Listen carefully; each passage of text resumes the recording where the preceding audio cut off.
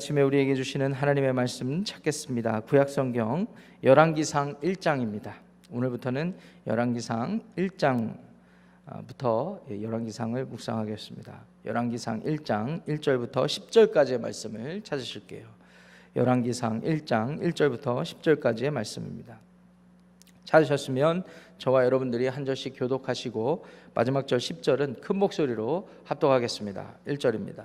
다윗 왕이 나이가 많아 늙으니 이불을 덮어도 따뜻하지 아니한지라. 그의 시종들이 왕께 아뢰되 우리 주 왕을 위하여 젊은 처녀 하나를 구하여 그로 왕을 받들어 모시게 하고 왕의 품에 누워 우리 주 왕으로 따뜻하시게 하리이다 하고, 이스라엘 사방 영토 내에 아리따운 처녀를 구하던 중 수넴 여자 아비삭을 얻어 왕께 데려왔으니 이 처녀는 심히 아름다워 그가 왕을 받들어 시종 들었으나 왕이 잠자리는 같이 하지 아니하였더라. 그때 학기세 아들 아도니아가 스스로 높여서 이르기를 내가 왕이 되리라 하고 자기를 위하여 병거와 기병과 호위병 50명을 준비하니 그는 압살롬 다음에 태어난 자요 용모가 심히 준수한 자라. 그의 아버지가 네가 어찌하여 그리하였느냐 하고 하는 말로 한 번도 그를 섭섭하게 한 일이 없었더라. 아도니아가 수르야의 아들 요압과 제사장 아비아달과 모의하니 그들이 따르고 도우나 제사장 사독과 여호야다의 아들 분하야와 선지자 나단과 시므이와 레이와 다윗의 용사들은 아도니아와 같이 하지 아니하였더라.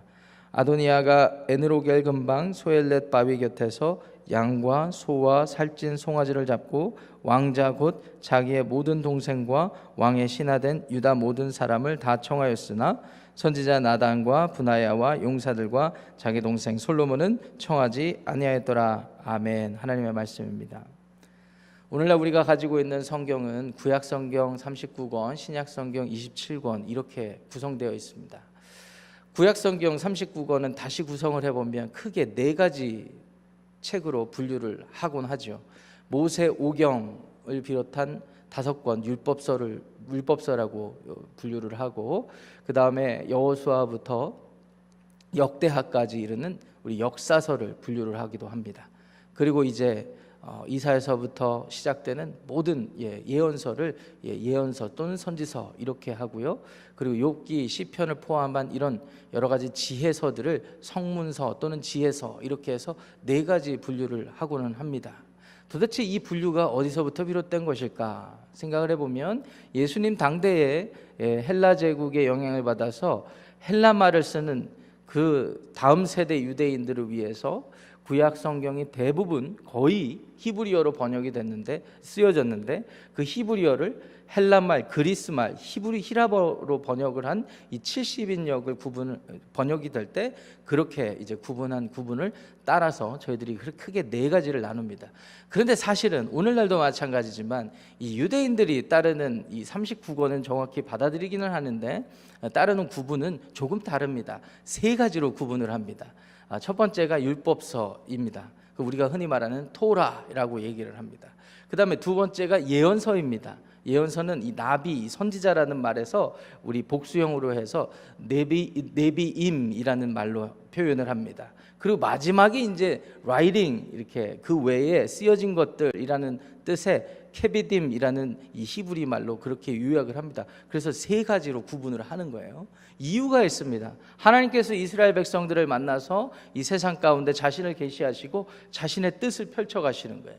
하나님은 타락하고 반역한 인간 세상에서 하나님이 구원을 시작하시는데 이 메시아를 세우셔서 하나님 나라가 종국에 완성이 되고 이 나라를 기초해서 하나님을 알지 못하는 사람들이 돌아오게 하시는 목적, 그 목적 가운데 이 아브라함의 자손들 유대인들을 첫 번째로 사용한 것입니다. 그렇기 때문에 우리가 흔히 생각하는 이스라엘의 역사가 담긴 것도 하나님의 예언이 되는 것입니다.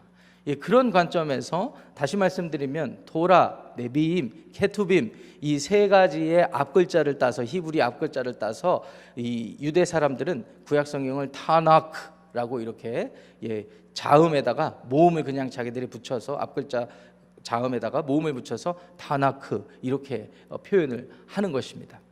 오늘부터 저와 여러분들이 함께 묵상할 이 열왕기상은 그런 의미에서 이 예언서에 들어가는 것입니다. 하나님께서 이 유대 문학에서 기초를 해서 보면은, 관점에서 보면 예언서로 들어가는 것이죠. 하나님께서 이 세상을 어떻게 보셨고 어떻게 구원하실지를 지속적으로 예언을 해 가시면서 그게 성취되는 과정일 뿐인 것입니다.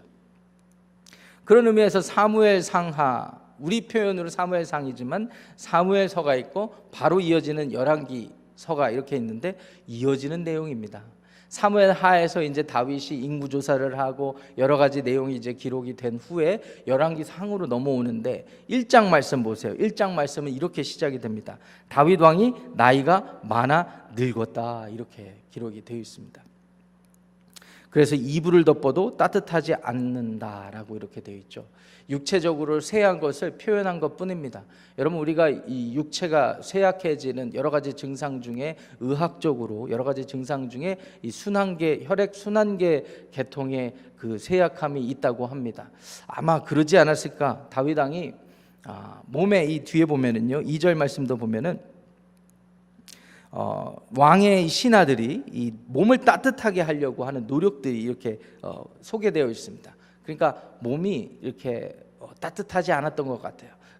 한기를 많이 느끼는 그런 시절을 보냈던 것 같습니다. 성경학자들에 따르고 그리고 성경 기록에 따르면 이 다윗이 한 70세쯤 어간에 죽지 않았을까 이렇게 생각을 하는데, 이런 기준에 보면은 연로한 데다가, 이 당대의 기준으로 보면은 연로한 데다가 이 혈액순환이 좀 문제가 있지 않았을까 이런 생각을 해보게 됩니다. 그래서 갖은 노력을 했다고 2절 말씀에 1절 말씀 하반절에 기록되어 있어요. 이불을 덮어도 따뜻하지 않았다 이렇게 돼 있죠. 그래서 2절 말씀에 보니까 특단의 조치를 한 것이 젊은 처녀 하나를 구해서 왕의 품에 누여 왕을 따뜻하게 하자, 이런 것입니다. 이것은 이 당대 유대 역사가 이 요세푸스, 예수님 당대 그 지나서 이 요세푸스라는 역사학자의 기록에도 보니까 이 고대 근동의 하나의 문화였다라는 거예요. 특히 왕이 이런 일을 당할 때 젊은 여인, 이 젊은 여인은 어떤 의미가 있냐면 결혼하지 않은 상태에서 왕을 자유롭게 보좌할 수 있는 그런 의미에서 젊은 여인을 구하는 것입니다. 그래서 구해서 왕을 보좌하게 하면서 왕과 같이 이게 동침을 하고 왕의 체온을 유지시켜주는 그런 역할을 했던 것이죠. 근데 4절 말씀 보세요. 4절 말씀 보면 그 역할을 할 여인을, 아비삭이라는 여인을 구해왔는데 이 다윗 왕이 잠자리는 같이 하지 아니했다, 이렇게 기록이 되어 있습니다. 그러니까 지금 현재 일어나고 있는 이 다윗에게 일어나고 있는 내구절 안에서 상황은 다윗의 권력이나 어떤 권위를 보여주기 위한 그런 기록이라기보다 다윗이 얼마나 쇠약해져 있는지를 보여주는 그런 목적이 담겨 있습니다. 실로 5절부터 2장까지 쭉 이어지는 내용을 보면 이제 다윗 이후의 왕 솔로몬 왕이 집권을 하게 되는 그 시작되는 역사적 배경이 소개되고 있고, 이제 3장부터는 솔로몬의 통치 기간을 비롯해서 계속해서 이스라엘 왕들이 세워지고 타락하고 반역한 그 역사가 소개되어 있습니다. 1절부터 4절까지 그러므로 우리는 다윗 왕의 지금 현재 위치, 다윗 왕이 기록대로, 성경적 기록대로 하면 우리가 추정할 때 한 70 좀 넘어서 죽지 않았을까 이런 생각을 해보면, 사람은 아무리 과거에 위대한 업적을 남기고 하나님께 쓰임 받았다고 해도 이런 때가 오는구나, 이런 것들을 우리가 이해할 수 있다면 1절부터 4절까지를 충분히 이해하고 넘어가는 것입니다. 자, 근데 5절부터 10절까지 우리가 또 이제 살펴봐야 되는데요. 다윗 왕의 그러한 시기에 지금 그러한 현실 속에서 이 아도니아라는 아들이 넷째 아들인데, 첫째 아들이 암논, 둘째 아들이 길르압, 셋째 아들이 그 유명한 압살롬이 되겠습니다. 근데 이 첫째 아들의 암논이 압살롬의 누이 다말을 범해가지고 죽게 되었죠. 둘째 아들 길르압은 아마 어린 시절에 죽었다고 성경에 기록되어 있습니다. 셋째 아들은 반역해서 죽었고요. 이제 남은 건 아도니아예요. 아도니아가 그 다음 왕이에요. 이제 순서대로 하면 이제 이 아도니아가 자기도 나름 마음속으로 준비를 했던 것 같아요. 지금 아버지는 이 아비삭을 얻어도 아리따운 여인을 얻어서 그렇게 해도 따뜻해지지 않고 이제 아버지가 가실 날이 얼마 남지 않았구나라는 판단을 했던 모양입니다. 그래서 5절 중반절에 학깃의 아들 아도니아가 스스로 높여서 이르기를, 이렇게 얘기를 하면서 자기를 위하여 군사를 조직을 하는 겁니다. 호위병 50명이라는 숫자는요 결코 적은 규모가 아닙니다. 이때 당시의 기준으로 보면 말입니다. 특별히 이스라엘이라는 나라의 기준으로 보면 말입니다. 아버지가 지금 버젓이 지금 그래도 생존해 계시는데, 마치 누가복음 15장의 둘째 아들처럼 아버지가 생존해 계시는데 아버지가 죽은 상태인 것처럼 여기고 자기가 지금 먼저 스스로 높여서 행동을 하고 있는 것입니다. 6절에 이 아도니아를 소개하는 두 가지 사실이 소개되어 있습니다. 첫 번째 사실은 보니까 아주 잘생겼던 것 같습니다. 용모가 심히 준수한 자라. 왜 아니겠어요? 그의 아버지 다윗도 용모가 나름 괜찮았던 것 같습니다. 그렇기 때문에 이 아도니아도 이 용모가 괜찮았다. 두 번째 사실은요, 그런데 그래서 그랬는지 모르겠으나 아버지가 한 번도 섭섭하게 한 일이 없었다, 이렇게 되어 있습니다. 여러분들도 자녀들을 많이 키우시고 손주들도 가지고 계시지만 저 역시 자녀를 키워보면 셋을 데리고 있는데 또 사랑하는 방식이 저도 다르죠. 막내에게 조금 더 이렇게 좀 뭐라고 그럴까요? 배려를 많이 하는 저를 보게 될 때가 있습니다. 의도하지는 않았는데 저도 모르게 막내한테는 굉장히 관용을 베풀어요. 제가 다 용서하는 그런 성향이 있다고 항상 제 아내에게 꾸지람을 듣습니다. 아마 그런 결과가 아닐까 이런 생각을 해봅니다. 그러니까 아도니아는 넷째 아들로, 막내는 아니지만 용모가 준수했던 이런 것도 있고 여러 가지 이유 때문에 다윗이 특별히 사랑을 베풀었던 아들이었던 것 같습니다. 그래서 그랬는지 모르겠지만 오만하고 기고만장해서 아버지가 생존해 계시는데 자기가 왕이 되겠다, 지금 행동을 하는 거예요. 그 이제 일들 가운데 7절 말씀 보시면 스루야의 아들 요압이 따르고요, 제사장 아비아달이 함께 따르고 도왔다, 이렇게 되어 있습니다. 요압은 누구입니까? 다윗을 도와서 지금 다윗이 왕이 되는데 큰 역할을 했던 사람 아니겠습니까? 다윗과 오랜 시간 동거동락하면서 다윗을 도왔던 사람이에요. 근데 뼈아픈 실책을 두 번이나 합니다. 다윗이 나중에 이것을 기억하고 솔로몬에게 이 요압에 대해서 주의하라고 당부를 하는 장면들이 이제 앞으로 계속 펼쳐집니다. 아비아달은 누굽니까? 아비아달은 놉당에 다윗이 잠깐 머물러 있었을 때 이 놉당을 떠나니까 거기에 우리 사울이 들이닥쳐가지고 놉당에 있는 제사장들, 여기 지금 다윗을 도왔다고 다 죽여버린 거예요. 그때 생존해서 도망와서 다윗에게 충성을 맹세한 제사장 가문 중에 한 사람입니다. 그래서 다윗과 잘 지냈어요. 그런데 말년에 이 요압과 아비아달이 함께 반역하여서 지금 다윗을 대적한 것입니다. 근데 꼭 이런 사람들만 있었던 것이 아닙니다. 8절 말씀 보니까 제사장 사독이 있었습니다. 아비아달과 함께 이 사독은 다윗을 도와서 여호와의 성전을 잘 섬겼던 사람입니다. 그래서 우리가 흔히 예수님 당시에 사두개인이라고 할 때 이 사독 제사장의 반열을 정통성을 따져서 이 사두개인이라고 붙일 만큼 이 사독이라는 사람은 아주 유명한 사람입니다. 분하야, 나단 선지자, 시므이, 레이, 이런 다윗의 용사들은 아도니아를 따르지 않았습니다. 왜 안 따랐을까요? 지금 대세가 아도니아 쪽인 것 같은데, 그리고 어차피 왕을 쫓아서 가야 되고 저 후계 왕이, 그 다음 왕이 지금 액션을 취하니까 어떻게 보면 정치적인 선택을 해야 됐을 텐데 왜 안 따랐을까요? 잘 생각해 보세요. 지금 왕은 생존해 있는데, 왕이 죽지도 않았는데 어떻게 따라갑니까? 결정도 안 됐는데. 9절 말씀 보세요. 이 아도니아가 얼마나 오만한지. 아도니아가 에느로겔 근방 소엘렛 바위 곁에서 양과 소, 살찐 송아지를 잡고 왕자 모든 동생 왕의 신하된 유다 모든 사람을 다 청했다, 이렇게 되어 있습니다. 이 에느로겔 근방 소엘렛 바위 곁이 참 중요한 것 같아요.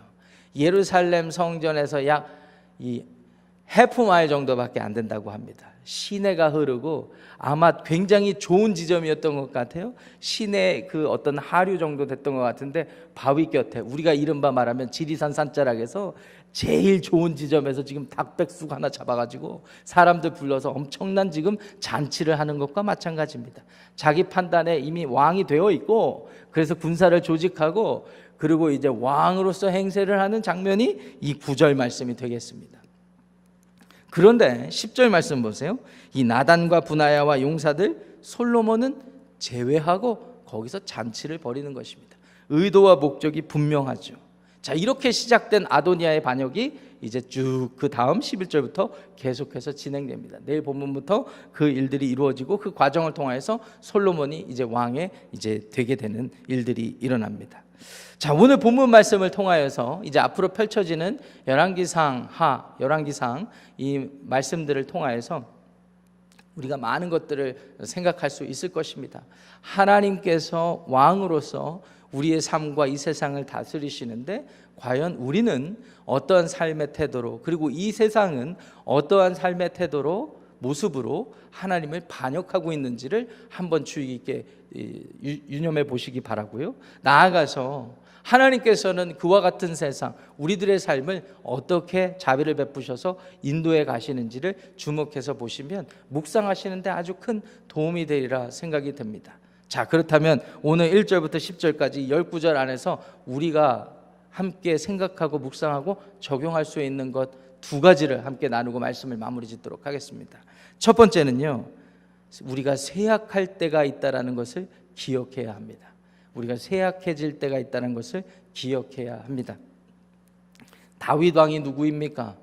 하나님의 마음에 합당한 자, 하나님의 사랑을 듬뿍 받았던 자, 하나님의 모든 섭리를 드러냈던 사람, 정말 때로는 기적적으로 생존하기도 하고 때로는 하나님의 기적을 자기의 그 이스라엘 가족들, 민족들을 통해서 베풀었던 사람, 이스라엘 역사를 통틀어서 보면 다윗의 때가 가장 영광스럽고 가장 거룩했고 하나님이 가장 기뻐했던 시대라고 할 수가 있는 것이죠. 그래서 사무엘하 7장에 보시면 하나님께서 다윗에게 언약을 세워주신 것 아니겠습니까?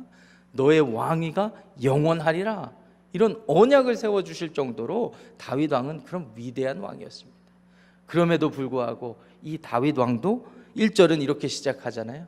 나이가 많아 늙었고 늙을 때 몸이 따뜻하지 않는 그러한 상태가 온다라는 것입니다.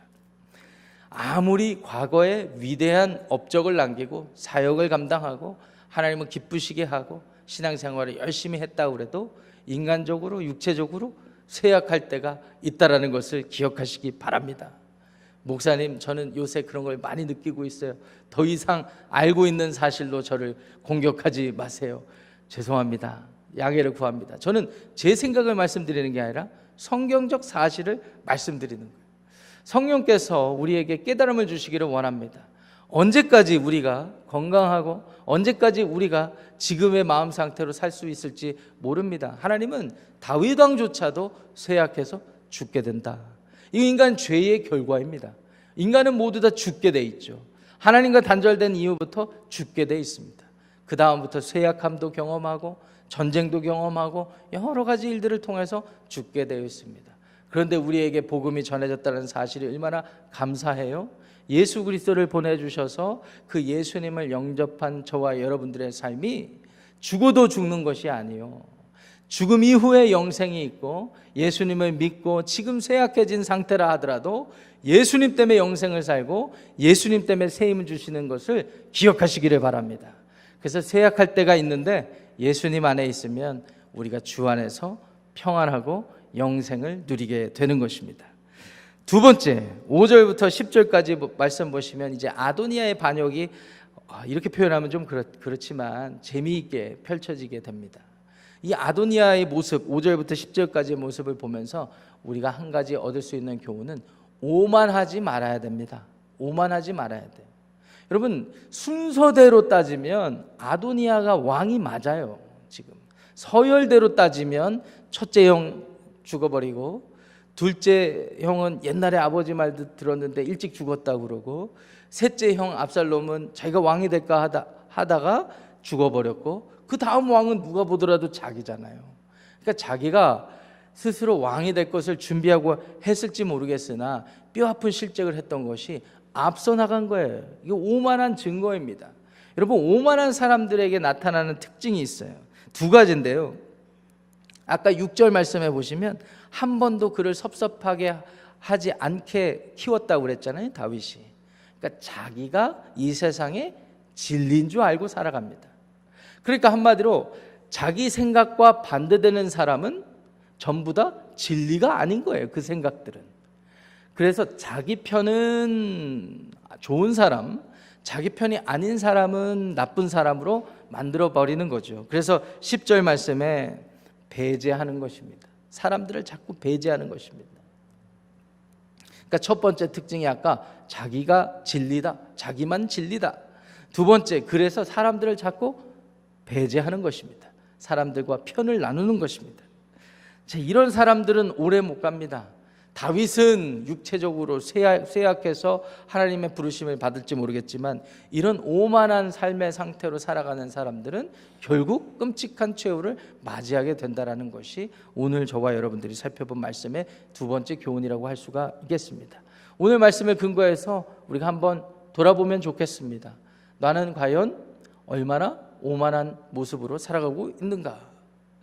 하나님이 나를 사랑하시니까 맹신하거나 과신하면서 자기의 생각 주장하며 교회 사역도 감당하고 모든 일들을 주장하며 살아가고 있지는 않은지 한번 돌아봤으면 좋겠습니다. 자녀들을 양육할 때도 내 생각만 강요하고 있지는 않은지, 교회 함께 동역하며 사역하는데도 나만 옳다고 주장하고 있지는 않은지, 그래서 그 결과로 사람들이 자꾸 제한되는 거예요, 내 인간관계가. 그래서 선한 사람들, 나에게 도움이 되는 사람들, 조언을 해주는 사람들도 점점점 멀어지고 있지는 않은지 한번 점검해 보시고 하나님의 뜻 안에서 오늘도 지혜롭고 평안하게 지내시기를 우리 주님의 이름으로 축원합니다. 기도하겠습니다. 하나님, 성경의 역사를 통하여서 우리는 하나님의 살아계심과 우리를 경영해 가심과 그리고 우리의 삶이 어떠해야 되는지를 고민하고 묵상해 봅니다. 오늘 다윗 왕이 쇠약해지는 사실과 그리고 아도니아라는 다윗의 아들이 오만하게 살다가 끔찍한 최후를 맞이하게 되는 그 배경을 살펴보았습니다. 우리의 삶 역시 하나님 앞에서 쇠약해질 때가 있다는 것을 망각한 채 우리 스스로 오만한 생각으로 하나님 앞에 내가 다 할 수 있다라는 그런 삶의 태도가 있지는 않은지 생각해 봅니다. 그런 모습이 있었다면 하나님 앞에 회개하며 오늘 우리에게 맡겨진 하루의 삶 가운데 주님 안에서 지혜롭고 풍요롭고 평안하기를 원합니다. 주님, 우리를 가르쳐 주시고 우리와 동행하여 주시옵소서. 예수님의 이름으로 축복하며 기도합니다. 아멘. 하늘에 계신 우리 아버지여, 이름이 거룩히 여김을 받으시오며 나라가 임하시오며 뜻이 하늘에서 이루어진 것 같이 땅에서도 이루어지이다. 오늘 우리에게 일용할 양식을 주시옵고 우리가 우리에게 죄 지은 자를 사하여 준 것 같이 우리 죄를 사하여 주시옵고 우리를 시험에 들게 하지 마시옵고 다만 악에서 구하시옵소서. 나라와 권세와 영광이 아버지께 영원히 싸움나이다. 아멘. 예배를 마쳤습니다. 각자 기도하고 돌아가겠습니다.